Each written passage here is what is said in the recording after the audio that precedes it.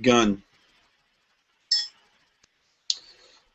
10, 8, 6, 4, 2. Hey guys, I'm TJ, aka BstMstR. I'm joined with Don Chaos. What up, man? Nothing much, just chilling here. And we're happy to bring you the very first Star Wars Vlogs video. We created this channel so that we could shoot the shit about the upcoming Star Wars Episode 7 film and everything that comes along with that, whether it be discussions about the original trilogy, the prequels, you know, the side stories, the Clone Wars, everything that needs to be discussed, we're gonna fucking discuss it. And call this an intro video because like I said, this is a brand new channel, this is a brand new endeavor, but we hope that you guys enjoy watching these videos. And of course, we love audience participation, so if you have anything to add, drop them in the comments, and send us your opinions. If you guys got questions, if you guys got suggestions, you want us to touch on the topic, let us know. All right. Anything you want to add to our intro, Don Chaos? All I gotta say is don't be shy to comment or give us suggestions. Don't be a nerf herder. Yeah, don't be a nerf herder. Couldn't have said that better myself. All right. Well, all right, so Star Wars Vlogs. We're going to kick off the first topic here, and we're just going to get this out of the way because this is kind of this is what's the biggest pressing issue right now, and that's casting characters for Episode 7. And I don't know if we're necessarily going to take the time to link up, and I found that on other channels we do, hot linking doesn't really seem to be much of an appeal. But I may throw links in the description. You can check, where we're getting our information. All right, we're going to start from scratch. And today on Star Wars Vlogs, we're going to rattle through a list of characters that we believe may appear in Star Wars Episode 7. And because they've either been announced or it's been speculated on, we'll talk about where we heard this, and whether or not we think this is a good idea, and what direction what this means for the direction of the new movies, okay? Number one on the list, the one and only bad motherfucker Samuel L. Jackson. Have you heard that Samuel Jackson may appear in Episode 7? Yes, I have. Where the fuck did you hear that? I actually think I seen an interview where he was talking about it. Obviously, the dude's all about it. Why wouldn't he be? Well, I saw it on Clever Movies, and I think it would be kind of obvious because he's admitted that he's a big Star Wars fan himself. Yeah, Samuel Jackson is one of those guys who, when his name was attached to the original, the original continuation, the prequels, we all knew that he was going to come aboard as a Jedi, and there was a buzz created just around that alone. And one could argue that the buzz that is generated with the potential of Samuel Jackson's name being attached to the new Star Wars movie is a marketing ploy, trying to get this interest in these movies, where there's a lot of reasons to be interested in these new Star Wars movies, and we have not even yet begun to scratch the surface on that. I'm just talking about how fucking cool would it be for Samuel Jackson to be in these new Star Wars movies, or how ridiculous is it to even fathom that because, dude, he got fucking chopped in half by Darth Vader or prepubescent Vader, like Vader on the verge, like 18-year-old Vader, or is 20-something Vader, right before he he made that full conversion. I saw him kill Mace Windu. How are they going to bring him back?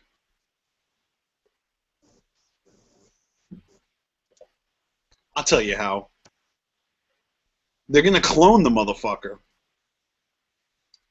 Wasn't it the Jedi Order who commissioned the clones in the first place?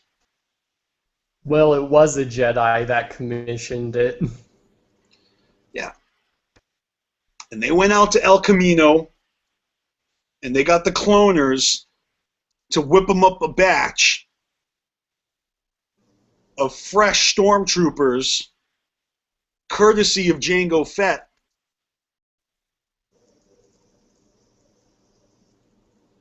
So I wouldn't be surprised if cloning played a key role in the return of any given character. I mean, we're just starting with Samuel Jackson because his name's been thrown out there. And that's the first thing that comes to my mind when I think about how could Mace Windu actually show up in this movie if not as a clone. Now, there's another direction they can go in, and that is Mace Windu, one with the Force, and appearing as an apparition, just like Obi-Wan Kenobi did with Luke Skywalker in The Empire Strikes Back. So what do you think about that? I could picture Samuel Jackson, all transparenty and glowy, going, throwing out advice and suggestions, like, but as Sam Jackson. What was it that you said that you could say? He could just be like, English motherfucker, do you speak it? Yeah, to who? Jar Jar? Or if Luke is being all bitchy and moany, Samuel Jackson can go, motherfucker, please. Right? That's what I'm saying. A Sam Jackson, Obi-Wan sidekick over his shoulder, throwing him more than just Jedi advice and Force, words of wisdom. He could help him out. He can help him out in so many different ways. And you've got Yoda and Obi-Wan, of course, and they could all, show up together and have these like comments from the peanut gallery, otherworldly Force version, of course. But we just mentioned his name. It's time to talk about the possibility of this character's return to the Star Wars legacy, and that is Jar Jar Binks. What are the chances of Jar Jar Binks showing up in Episode 7? Who knows? Who knows? Well, all right. Think of it this way. Jar Jar Binks was not an older, wiser Gungan when we met him in Episode 1. He was a young, fumbling kind of, idiot cast away by his own people who kind of accidentally stumbled upon greatness during that, Clone War that they very valiantly, fought against. Well, actually, it wasn't the Clone War at all. They were fighting androids and robots, right? So, yeah, that was a fucked up situation because what happened there is Jar Jar was now put into a position of power. Like he was given some sort of congressional, daps of honor, and then later in Attack of the Clones, when Padme was not accessible in the court, fucking do nothing Congress that Palpatine was, trying to get his greasy little fingers on. Remember that shit when they're like, oh, too bad Senator Padme wasn't here. And then they look at Jar Jar, and Jar Jar's like, what? Yusa wants me to give you ultimate emergency privileges, Counselor Palpatine? Sure! Misa don't mind accidentally giving you a foot in the door unless you fuck up the entire empire. Misa just doing what's in the best interest, like Senator Padme would if she was here. Oopsie! So, all right, so I'm just saying that Jar Jar Binks is the whole reason that Lord Sidious,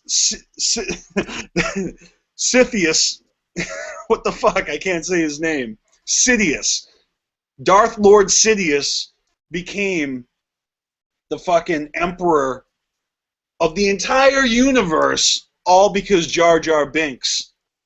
Nice one, Jar Jar. Good job.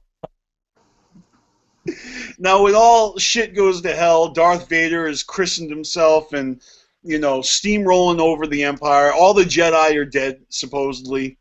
Obi-Wan is hiding off with his head in the ground like an ostrich. No, I'm just kidding. He's watching over Luke, okay? And Jimmy Smits is raising Leia. Now, throughout their childhood and everything, that's a whole blank period in the movie world anyway. And then we come back when, Luke is coming of age and he leaves his home planet with Obi-Wan and R2 and C-3PO. Okay? And he sets off in an adventure where he's reunited with his sister and he joins the rebellion against the Empire. Ultimately, he starts his quest to reconcile with his fucking father, who he thought was dead. Yeah, so I mean, the original Star Wars movie, as brilliant as it was, and we've all watched the interviews with George Lucas where he talks about how he then had to go back and try to make everything fit like a puzzle piece to tell the whole story and everything. So Jar Jar Binks apparently is like the one motherfucker who could have prevented this whole domino effect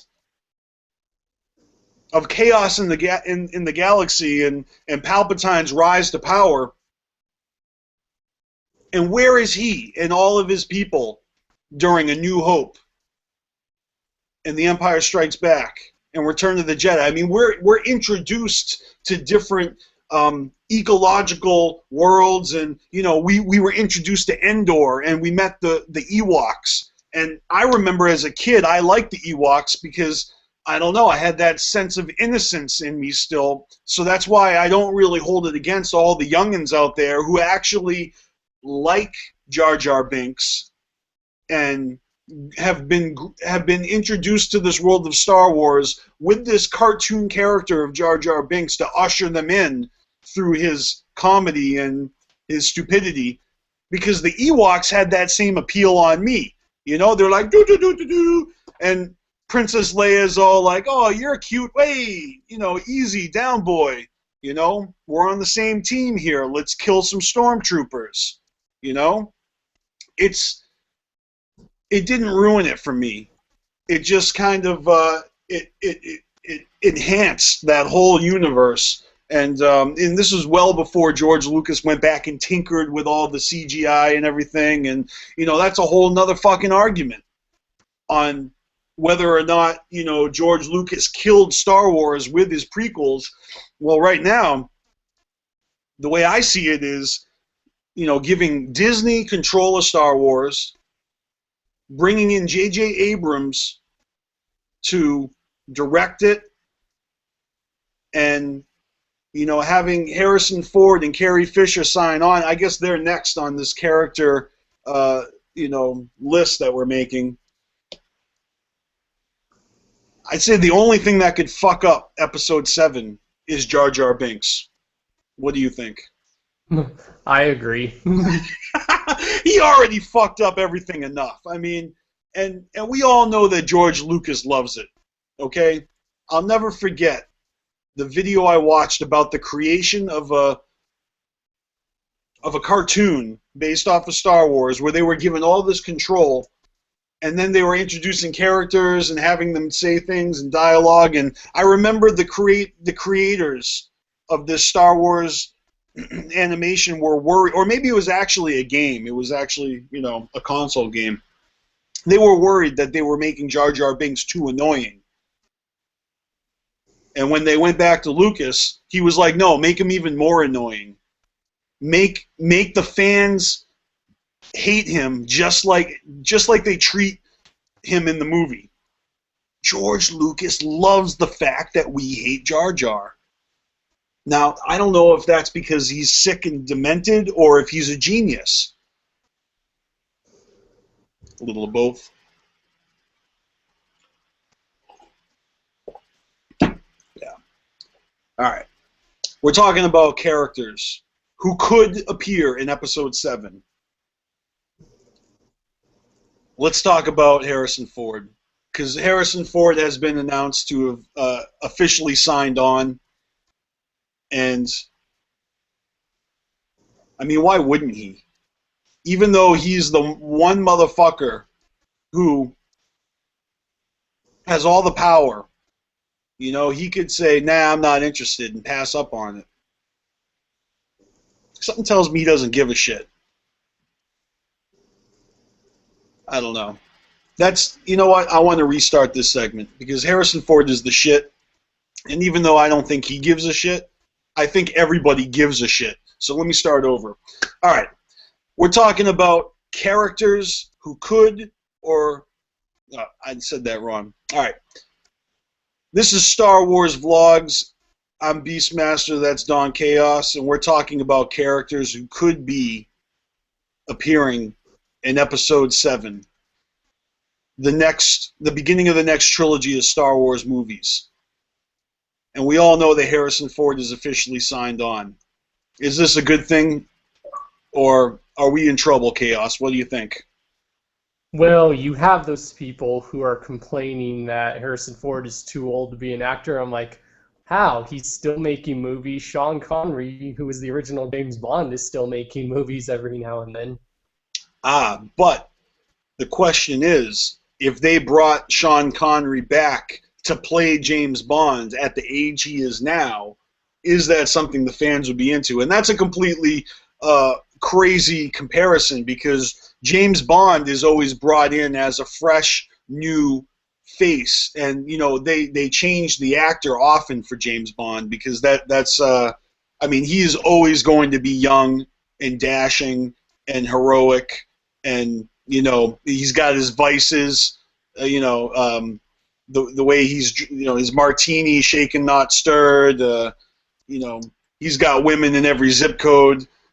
James Bond is always going to be in his prime or on the verge of losing his edge, and therefore, is he going to be back in his prime again? If Sean Connery came back as James Bond, that would be pretty fucking hilarious, but it would be a different type of movie. A retiring James Bond and his son is taking over that he never knew of. They toyed with that idea with Indiana Jones in the Crystal Skull when they had what's his name, LaBeouf, come in as Indy Jr. And at the end he was like about to put the hat on, and then Harrison comes by, he's like, not so fast, fucking short stuff, puts that hat back on his own head. Now, I heard the rumor that Harrison held Star Wars for ransom so that he could get Indiana Jones 5. What do you think of that? Well, I did hear something about that. I don't remember where, though. Whether or not it's true, how fucking awesome is that? Where he's like, "Oh, you want me to jump back into that Harrison Ford role? Well, I tell you what. Only if you let me do another Indiana Jones. How do you like them apples?" I just love the idea that he's like, look, if you're going to suck me into another trilogy for this huge motherfucking conglomerate of a, empire of McDonald's toys and, you know, just everything that comes along with Star Wars. That's what I'm saying. Harrison Ford holds all the chips. And he's not too old. There's no comparison. Sean Connery played his dad in Indiana Jones. It's not appropriate for him to come back as 007, but I think if Indiana Jones was to do a 5th installment, I say bring on his son, bring on his dad. Let's have a family affair. It'd be like Lethal Weapon 5. Oh, wait, I'm sorry. It'd be like Lethal Weapon 4. You've seen the Lethal Weapon movies, right? No, I haven't. Ah, you suck. I'm just kidding. Those are good movies, though. And I remember they brought in Chris Rock on the last one. And, introduced him. At the end of the movie, they're one big happy family. It's a great movie. All of the Lethal Weapon movies are decent chapters in a big story. That is Danny Glover and Mel Gibson's crazy cop and, kind of, straight man about to retire. I'm too old for this shit type of cop.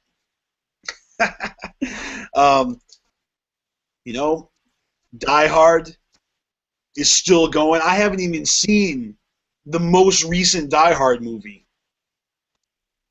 But good for Bruce Willis for keeping that shit going. I think Indiana Jones, it can't get any worse than Crystal Skull. I mean, apparently that's the least popular one, and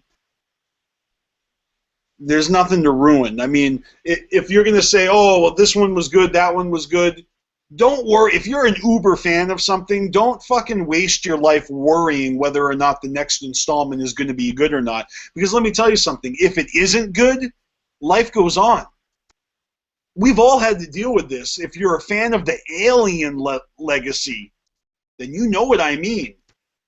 Because after that first Alien Predator mashup movie they made, it all went downhill. And there's life after death when it comes to cinema. Because Prometheus, the prequel to Alien, Ridley Scott, he took that shit back. He took that shit back and he fucking rejuvenated it. And I say that the biggest, worry that I've heard out there in internet land and, in my searches on Star Wars dirt is this big thing. How Disney now owns the right to Star Wars. It's now going to be put out by Disney. Well, we know that Harrison Ford is attached. So that means we're going to have a solid, A-level actor anchoring this film in our interest, right? A recurring character that we all know and love. I think he's got what it takes to bring us a performance that we will love. We've got J.J. Abrams, who's a true tried fucking whatever the fuck, well-established director, writer. And Disney doesn't have the worst reputation when it comes to putting out movies. So I'm not worried about it. I'm not worried about that. I'm not worried that they're going to ruin it. In fact, my point is that everyone who's complained that the prequels have ruined anything, you should be psyched that George Lucas has given up the reins of this endeavor. In fact, if it was up to George Lucas and we had to rely on him to make these new movies, I'd say that we'd all have cause to be worried. But he's given control to the best of the best. I mean, what other movies from Disney are kicking ass right now?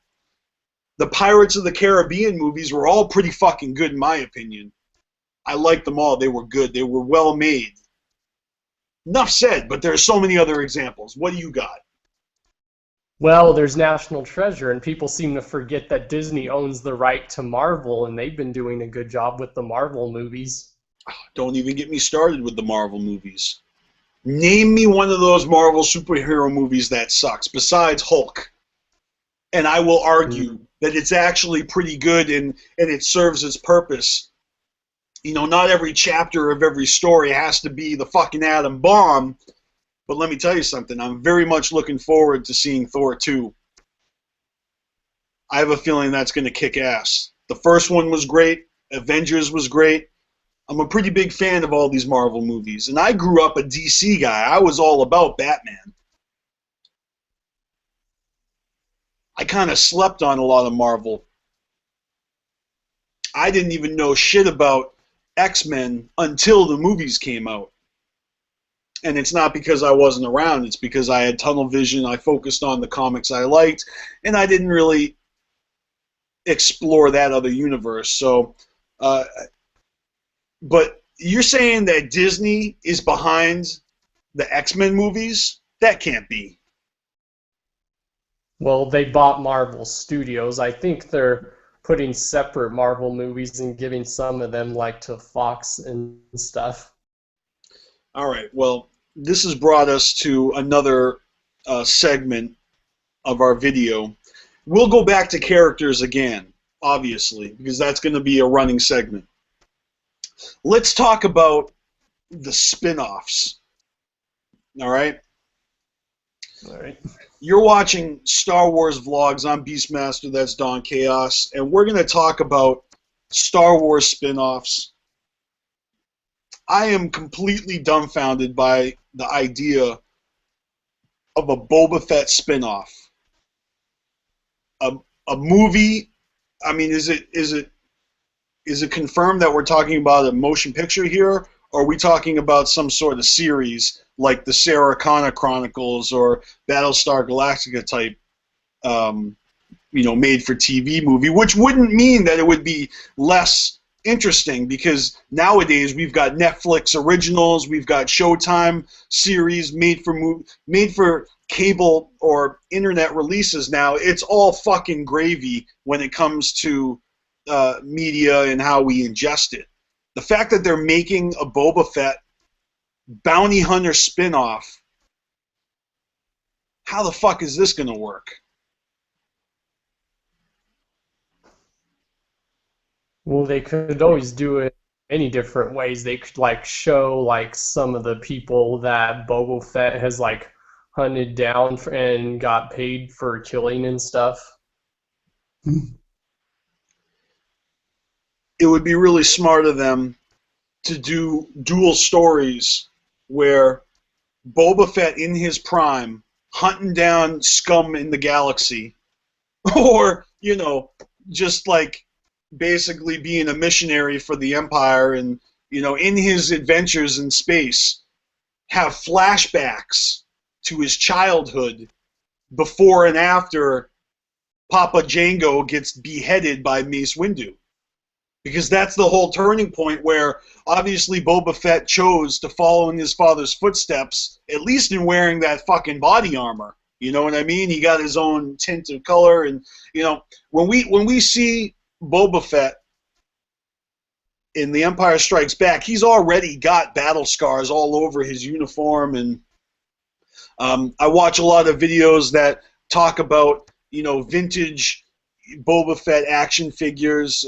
Star Wars Nut 77 for one is showing off some really awesome Gentle Giant items and prototypes of Boba Fett, because he was a character that was actually sold before the character was even developed, and originally he had like a rocket pack or a jet pack or a fucking bazooka on his back or whatever. And I mean, shit, his first appearance in the Star Wars universe was the Christmas special that only aired once on TV and then never again because George Lucas hated it. Talk about your spin-offs that's tailspin right into the fucking trash barrel. But how fucking awesome would it be if they gave us another Star Wars holiday special I mean, they could do like the Easter Sunday Star Wars bonanza, and just like in the original where they told the story of the Wookiees, what could they have this time? A family of Gungans? Could it show Jar Jar's fucking nucleus family all in their little, water bubble? And didn't they have cameo appearances from like celebrities? Wasn't it like Jefferson Starship or something that showed up in the Star Wars special? Who could they have in a new Star Wars Easter Sunday special? Some celebrities that could just show up. I would love to see David Blaine. Because he would do some magic tricks and have C-3PO tripping. And Jar Jar would be like, ooh, Misa didn't realize that, you could restore money after eating it, and then, oh, shit.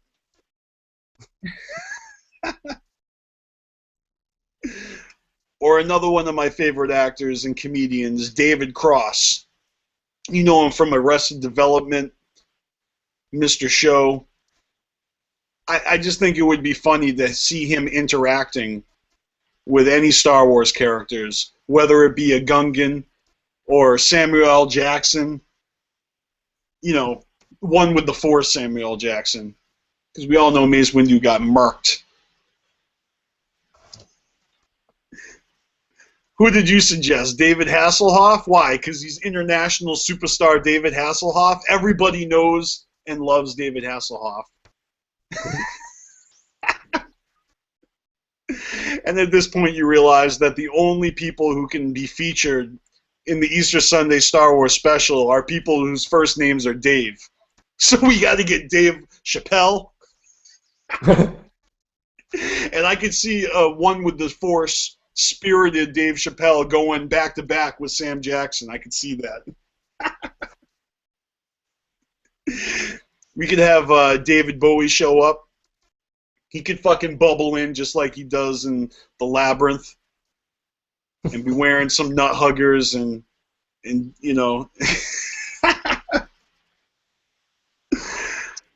Any other Daves who can be in our Star Wars special? Dave Mustaine, he could show up and throw down some riffs. You gotta have a musician, It would be cool if David Spade showed up, because then we could have Chris Farley show up as a spirit and give us a laugh one more time. If they can make a fucking hologram Tupac, then they can make a hologram Chris Farley. Hologram somebody who actually makes us laugh, because it's like Tupac was cool, but half the people were like, yeah, that's fresh, and the other half was like, nope, I'm not buying it. It's as whack as Jar Jar to me, because I know it's not real, and it's not perfect. It's good, but it's just not, it's not David Hasselhoff good.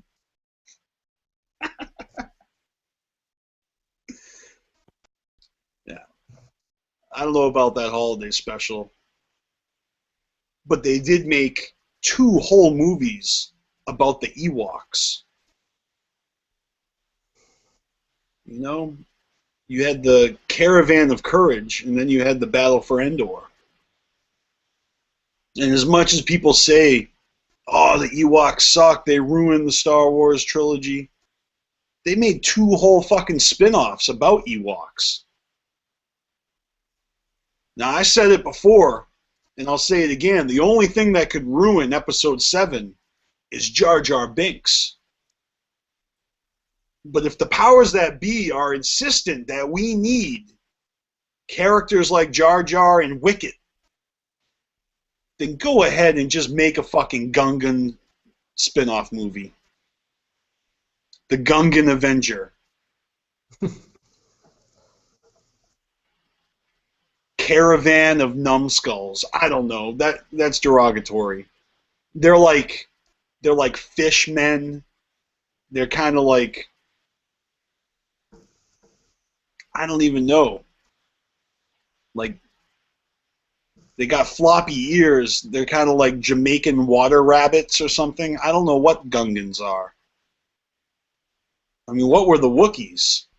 I know their voices are like half lion, half bear, but physically, they're just like cousin It from the Addams Family. Or like Bigfoot. Yeah, yeah, Bigfoot. And wasn't that great in Revenge of the Sith when you saw all the Wookiees fighting and like Yoda was like, "Yo, help me out, Chewbacca," hopping right up on Chewbacca's shoulders and flying. You know what I'm saying? Like they really gave us some fresh visuals to go along. They really made up for that old holiday special with the whole Wookiee family, treating them like they were fucking, I don't know, like Elf. You know what I mean? Gave them a They little sh- bit, yeah. Give them a better spot in the galaxy of Star Wars.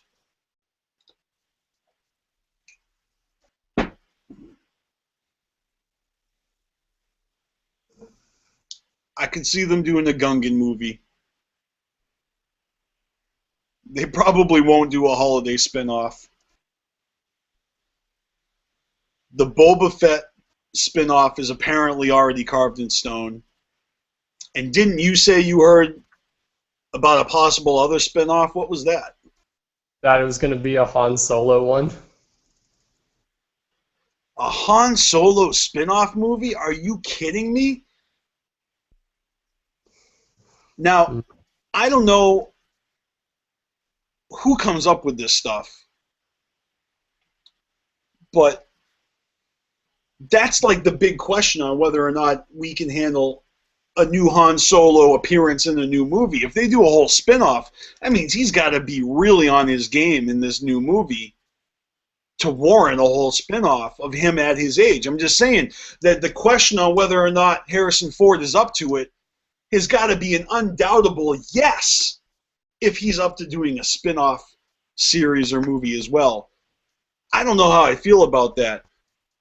I mean, obviously Han Solo hooks up with Princess Leia, and they have children. Hell, they have twins.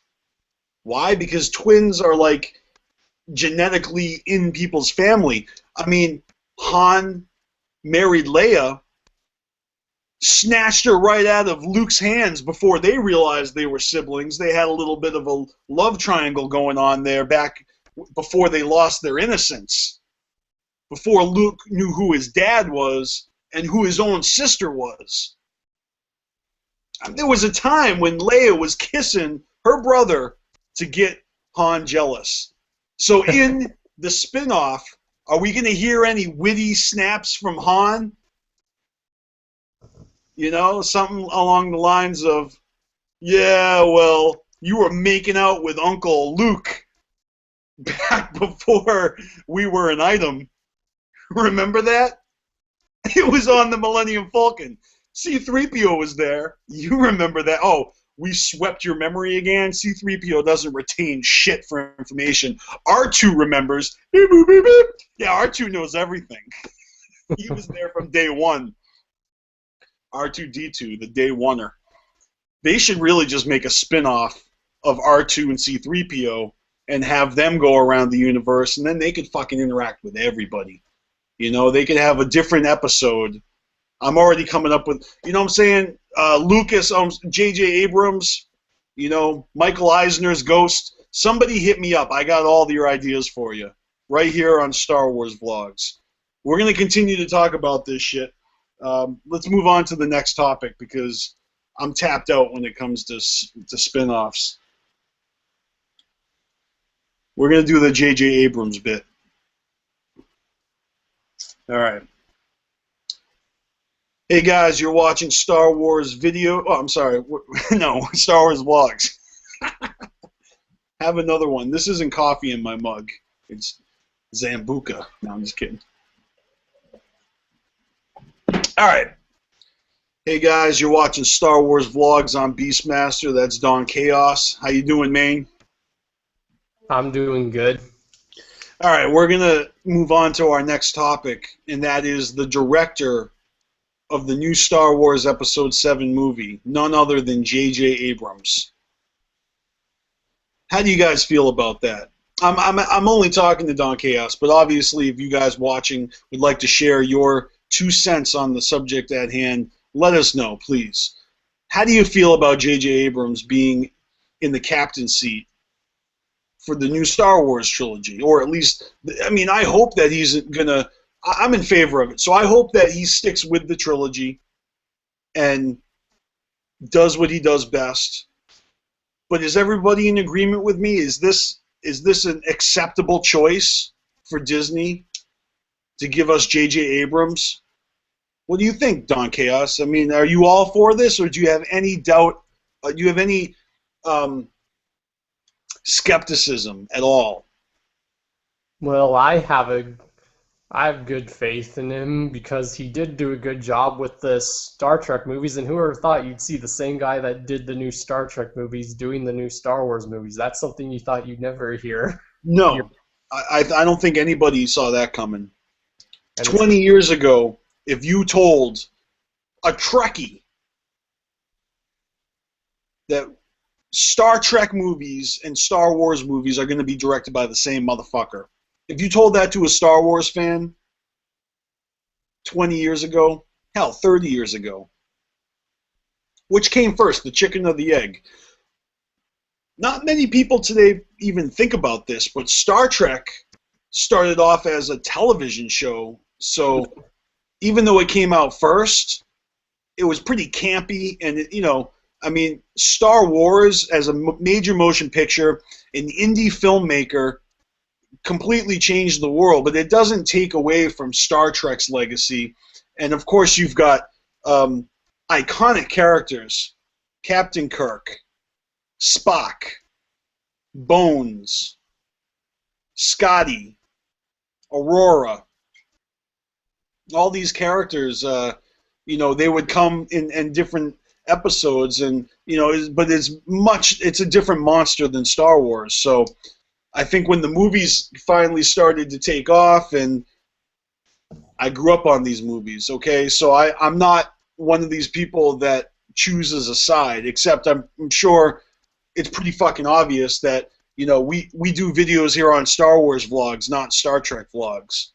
So okay, we picked a side, but that doesn't mean that we're driving around looking for Captain Kirk's birthplace so that we can fucking knock over their statue and piss off the Trekkies like they do in Fanboys. I'm not at that level. I mean, we got love for both. But the reason why that's so funny in that movie is because there is this animosity between hardcore Trekkies and hardcore Star Wars fans on which one's better, and of course, nerds are all over this shit. The reasons why one's better than the other. I mean, you start throwing fucking statistics and batting averages. I mean, they treat this shit like sports teams. I'm surprised that there isn't any fantasy Star Wars leagues going on right now, like they have for sports. I always love to think about how you could apply that same goofball type of, I don't know. I mean, they're doing it for money, right? As a betting thing. I mean, we should really we should start making a March Madness bracket right now to see like who's gonna win in the end.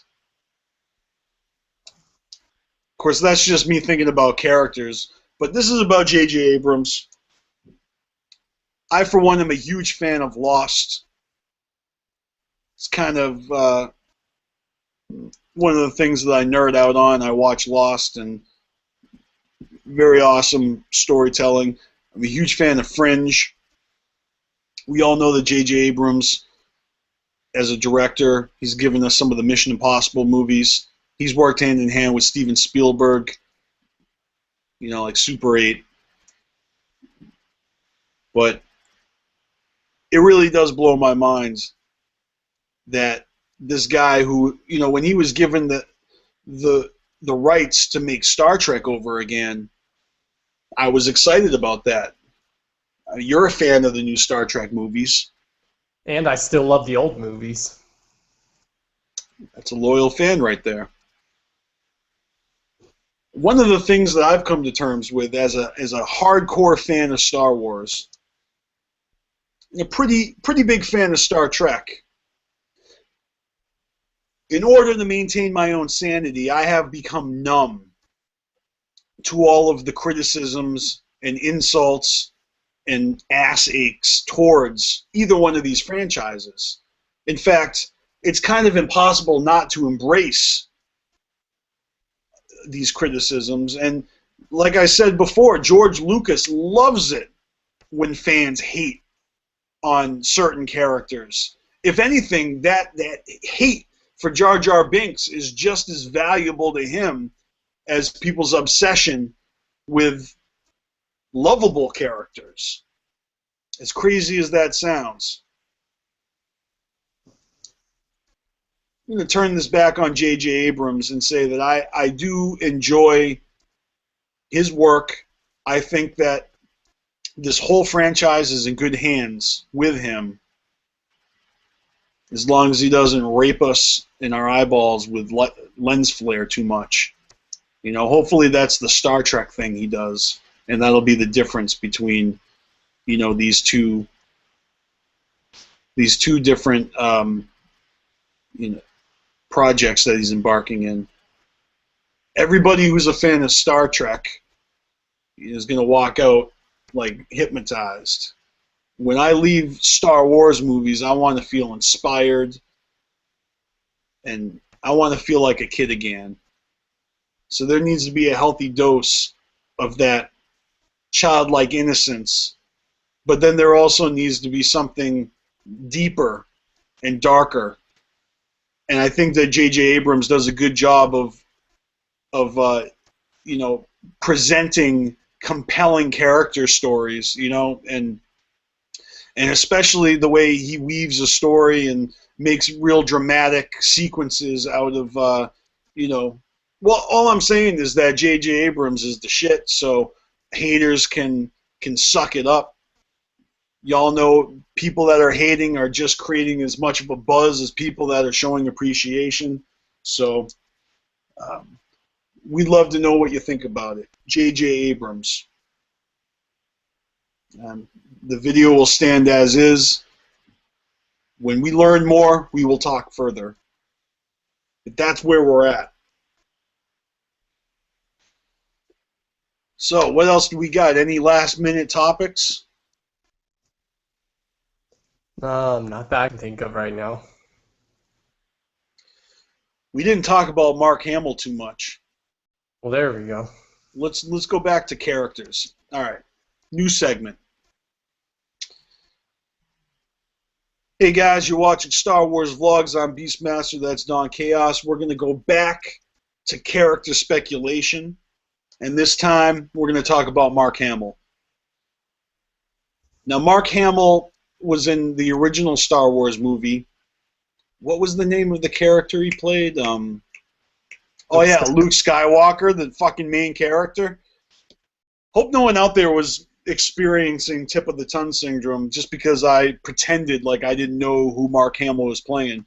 Mark Hamill supposedly has not been contacted by J.J. Abrams to reprise his role of Luke Skywalker. What's up with that? Who knows?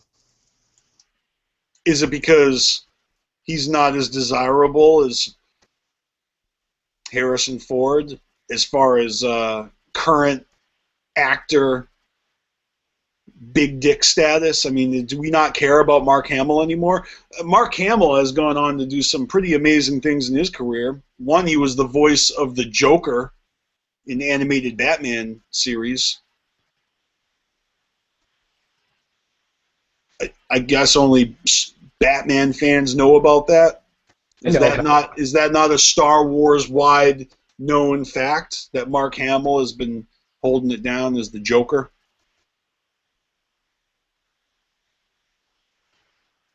What about that amazing portrayal at the end of Jay and Silent Bob's Strike Back when they're filming their movie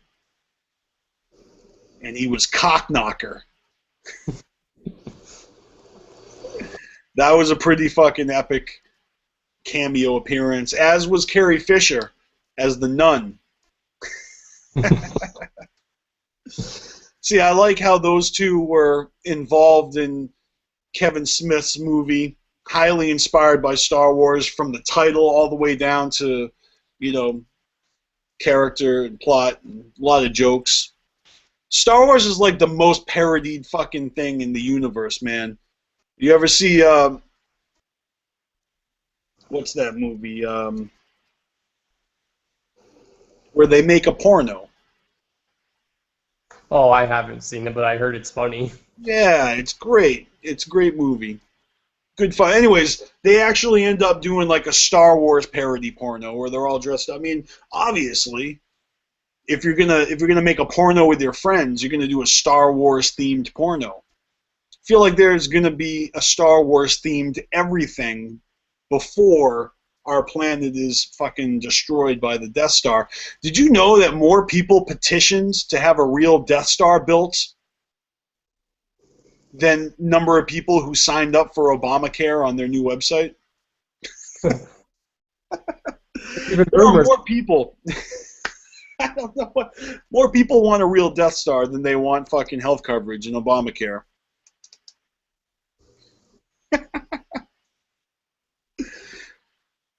So, if Mark Hamill isn't invited to be in Episode 7, does that mean that Luke Skywalker is not going to appear in Episode 7?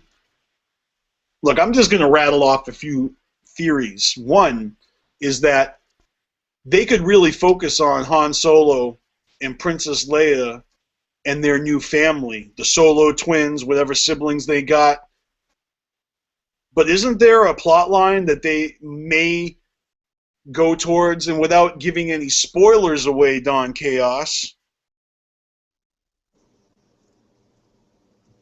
isn't there a way that maybe Luke Skywalker's character could be absent in Episode 7 and then show up in Episode 8? Kind of like, oh shit, it's Luke. They brought him back. And so, in other words, to not have Mark Hamill's name attached to Episode 7 is a long-term fake-out. Because how can you continue the Star Wars story without including Luke motherfucking fucking Skywalker, Star Wars Walker? I can't even fucking talk. It's so ludicrous, the idea of not having Luke in there. And, you know, again, all you nerds out there that know all the extended universe stories, I didn't read them. I'm going along the lines of long-term fan of the movies, seen all the movies millions of times. I know where the characters started and left off, and everything else that coulda, woulda, shoulda happened was all written in books. And now whatever they choose to put in the movie is going to be the end-all, be-all of the Star Wars universe, according to slackers like me who don't want to read. Okay? So that being said, what do you think, Don Chaos? Luke Skywalker, to be or not to be included in the continuation of this legacy? Well, and I think they're trying to like work out paperwork, because who doesn't want to see an older, wiser Jedi Luke? I think that'd be cool. Well, you know, we started off really not knowing shit about Darth Vader. Because But remember, then he started out as just a kid that didn't know anything. Now it would be cool to see him wiser and more mature and stuff, like his dad. Wiser and more mature like his dad. His No, dad who's like, oh, you didn't reach your quota today? Force choke. Ugh.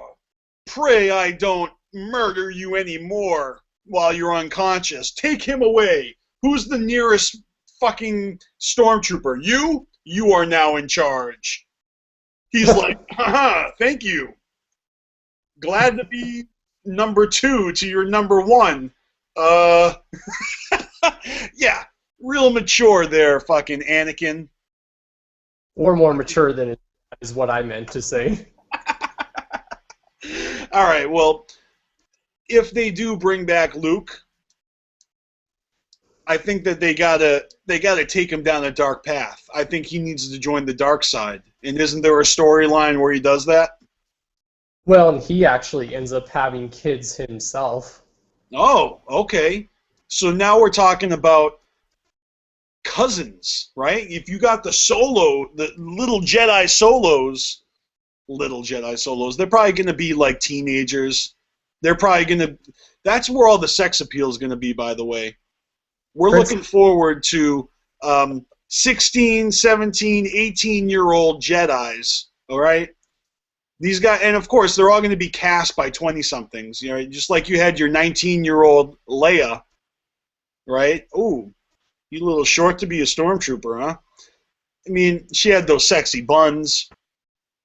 And then, of course, we look back and we see that Anakin, the smoothest 12-year-old in the world, hook, line, and sinker to Natalie Portman. Natalie Portman, who hadn't even fully developed her boobs yet, wasn't even actually physically looking like a woman, still in her girlish teenage years. She's robbing the cradle. Okay? Later on, now she's pregnant. Anakin doesn't even tell Yoda or Mace Windu. They all have their little Jedi circles, their drum circles. Nobody can tell that Anakin fucking busted a nut. Nobody can tell that there's a little Jedi fetus growing over there in Padme's belly. Nobody realized that she... All right, hold on. I've lost all my fucking light. You guys can't even see me, so... Tell me what you think about this, man. I mean, obviously, we're going to have some sexy Jedis, and it's not just going to be the ladies. Obviously, they're going to cast, like, you know, Justin Bieber or Zac Efron to be one of the solo... No. What do you mean, no? Like, you have a fucking say? I think that would be too weird. Well, remember, George Lucas isn't involved, or at least he doesn't have the end-all, like the last say, and J.J. Abrams has a really good track record for casting attractive people who also have acting abilities, all right? So that being said, I've said it before, I think we're in good hands, but I mean, what are we talking about here? We're talking about Mark Hamill. We're talking about the idea of Uncle Luke. All right, maybe he has a couple kids, then he turns to the dark side, and now you've got little Skywalker and the little Solos maybe working together. You know, maybe Han, who, by the way, is the only dude in this family without the Force, okay? I mean, Leia. She knows how to use the Force. Leia's got the Force. Luke's got the Force. I'm sure the kid's got a touch of the Force. And I'm sure that that's going to have Han a little bitter. I could see him being, you know, the older, still slightly screwed, you know, like, nah, you fucking twerps in your Force. You get that from your mother. So it'll be interesting. And I say let's do one more character study. Let's talk about Carrie Fisher. We might as well. We'll start a whole new segment for her. Hey guys, you're watching Star Wars Vlogs on BstMstR. That's Don Chaos. Say what up. What up? And we're going to continue discussing Star Wars characters that could be in Episode 7. This time with the focus on Princess Leia, the lovely, the talented, the old as shit. They're all pretty old now, except no. We shouldn't start it off like that. We need to give her more props. I had such a crush on her as a kid. All right, let's start over. Hey guys, you're watching Star Wars Vlogs. I'm BstMstR. That's Don Chaos. What up, man? What up, though? So we're going to discuss more characters that could be in Star Wars Episode 7. This time, we're going to talk about Princess Leia, Carrie Fisher. Now, I've heard one of my favorite comedians, Louis C.K., talking to an actress, Susan Sarandon, and he told her that when he saw the movie Little Shop of Horrors, oh no, wait, I'm sorry, that's not the right movie. What's the movie that she's in? Rocky Horror Picture Show. That's what the movie was. Apparently, Rocky Horror Picture Show was the first movie that he had ever seen a woman in her underwear. And I'm pretty sure he said that, he like jerked off for the first time and he was thinking about her in her underwear from that movie. Now, the only reason I bring this up is because as a 30-something-year-old guy, I remember thinking that Princess Leia was pretty cute. And I had a crush on her, much like I think Louis C.K. had a crush on Susan Sarandon as a kid. And we all know that Carrie Fisher is not 19 years old anymore. And yet we all have this memory of her in her Star Wars prime, not just in A New Hope, but also Empire Strikes Back, her love story with Han. Some pretty intense stuff. She's kissing her brother. Now, again, we don't know that she's brother. We don't know that, she's related. We don't know any of that. Neither does she. This has been the source of many conversations in my lifetime. And Return of the Jedi, when she finally finds out that she's Luke's sister. Remember, Han's all kind of jealous, like, oh, you can tell Luke, huh? But you can't tell me?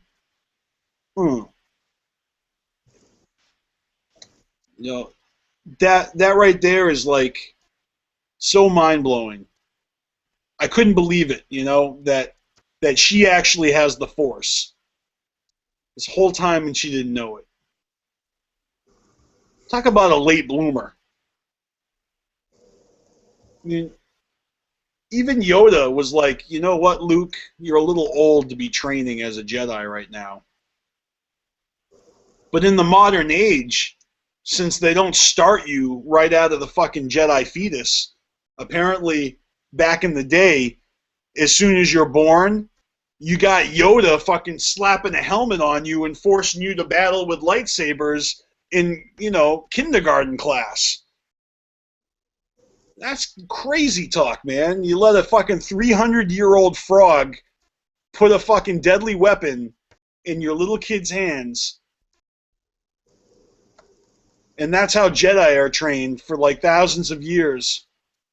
Until all of a sudden the Chosen One comes and murders everybody. Takes over the fucking universe.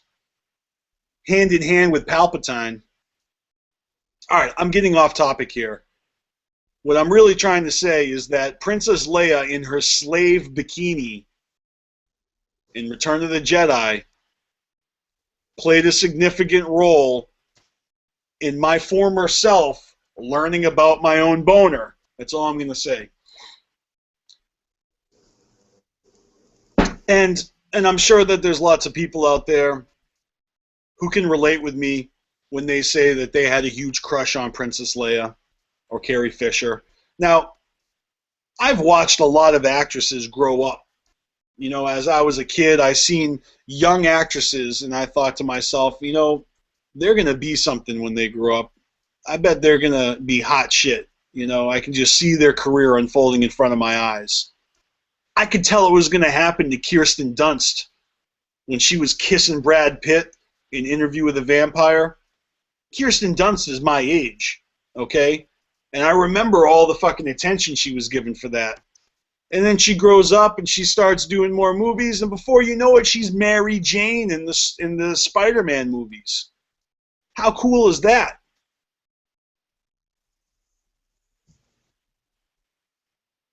Natalie Portman. She was in The Professional. She's probably like 15 years old. Who would have thunk that she would grow up to have a lesbian sex scene with Mila Kunis from Family Guy in that '70s show in the movie Black Swan? She was also in Mars Attacks when she was like a teenager or something. Oh, I forgot about that one. That's a great Tim Burton movie.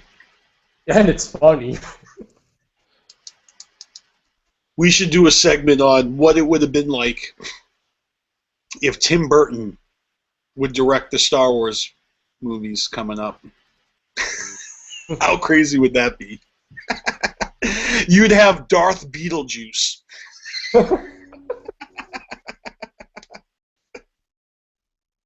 Hey, what do you know? The Force, it surrounds and binds us. Suck my dick, honk honk, or something like that. All right, well, look. We're getting off topic. We're trying to talk about Carrie Fisher, except I think that this inappropriate humor is right up her fucking alley. She would love that. I mean, think about all the funny things that she's done, like the nun role in, you know, Jay and Silent Bob Strikes Back, where, you know, Jay is trying to eat her out while she's giving them a ride. She's a great sport. There's a movie called Drop Dead Fred that she's in. I fucking love that movie. And she's great in it. Are you familiar with that? Phoebe Cates? Nope. It's good shit. Great movie. If you haven't seen Drop Dead Fred, check it out. Carrie Fisher's got a nice role where she's like exercising, power walking while smoking a cigarette. And she's like the best friend to the lead role, Phoebe Cates, you know, who's got this imaginary friend, Drop Dead Fred. In a sense, it's kind of like her very own Obi-Wan Kenobi. Somebody talking to her who no one else can see. Which makes me think, if we've got an Episode 7 scenario with Han Solo and Leia as mother and father to a gang of young Jedi, I mean, we potentially can see some pretty interesting, like, family dynamics, right? I mean, there's going to be some sort of chaos, no pun intended, Don Chaos, but there's going to be some sort of chaos that ensues, right? That's going to fuck shit up, send them off on an adventure. They got to have their own coming of age. They got to have some tragedy in their life. I hope they don't go the route of, you know, giving them a tragedy like Anakin had. I don't want to see Princess Leia get killed, and then the Solo clan has to, like, fight back to, you know, defend her honor and get revenge. I don't want to see anything bad happen to Princess Leia. She needs to be a sweetheart. She's older now, so now she's in the role of mom. And I can see her, like, laying down the Force. Like I said earlier, Han Solo doesn't have the Force. So I can see her, like, you know, using the Force against him in some way. She could, like, telepathically, like, shut him up or, you know, fucking make the remote control fly over to her so she can change the channel to what she wants to watch, and he's all like, shit, fuck. I don't know. The kids want to take the fucking hovercraft for a spin, and she's like, Not without the keys, you're not. And they're like, haha, we got the keys copied. And she's like, because I just took out the fucking engine caskets with my mind. I just force blocked you from breaking the curfew. Who knows, man? Carrie Fisher is not exactly looking as good as she used to. I mean, we all get old, but I think it's pretty well known that guys age better than women, generally speaking. You know, Sean Connery, he could come back as Indiana Jones's father and probably give a compelling performance. If Carrie Fisher is going to do the same thing, you know, she needs to have a good dialogue. I think J.J. Abrams will do the right thing and give her a character that will be a positive representation of Princess Leia in her entire lifespan. I don't want to see her life go to shit. I don't want to see Princess Leia get killed. If anything, kill Han. He can take it. I think the fans care more about Han's legacy anyways, and I feel like he's always going to have the shit end of the stick because he doesn't have the Force. I mean, he always was a kind of, a shady guy. He's a smuggler. He's got that sense of humor, but it's kind of like, he's a scumbag. So he hooked up with a princess. There's going to be some sort of dynamic between the two of them. Are they sick of each other? Are they space divorced? You know what I mean? Did Leia and Han get divorced, and now Leia moved in with Lando Calrissian, and Lando is the Solo twins' fucking stepdad? Oh, I bet fucking Han Solo would love that. He's like, that's what you get for stealing the Millennium Falcon from me. Now I'm fucking Leia. No. She hooks up with Jar Jar. Interspecies galactic fever.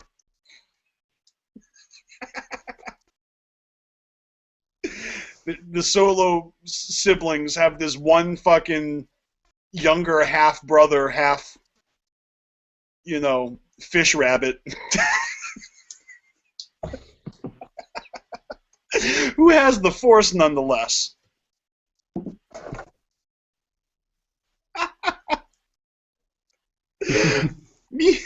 Misa choked my own dick off without using Misa hands. Whee! All right, again, much love to Carrie Fisher. If she isn't going to be in the new movies, I just hope it's not because,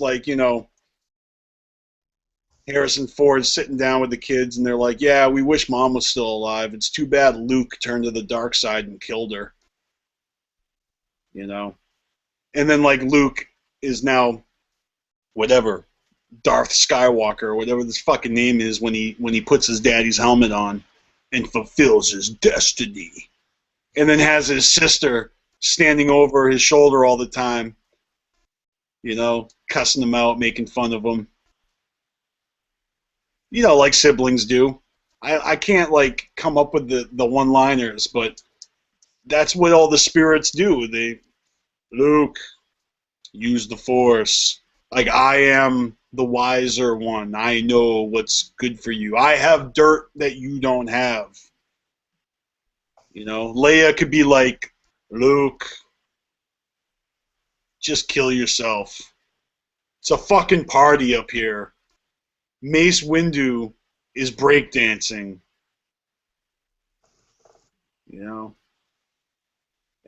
Yoda is doing the ice luge. I don't know. They're playing fucking cups and balls. And you ever see the movie This Is the End with James Franco? No. You should. It's hilarious, and I don't want to give it away. but let's just say that there's a Shangri-La experience at the end. You know, it's kind of like the celebration in Ewok Village at the end of Return of the Jedi, right? Just imagine that up in heaven. But I don't think when you're one with the Force, you need to actually leave the planet that you're on to have your party. I mean, there's all these multiple planets anyways. You got Endor, you got Hoth.